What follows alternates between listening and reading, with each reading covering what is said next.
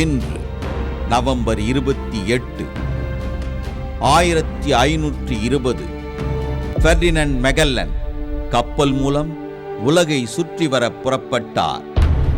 1757 புகழ்பெற்ற ஆங்கில கவிஞரும் ஓவியருமான William Blake பிறந்தார்.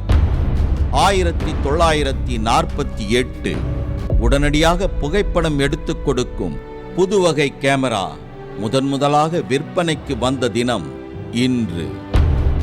1991 சென்னையில் மூர் மார்க்கெட்டை முதல்வர் ஜெயலலிதா திறந்து வைத்தார்.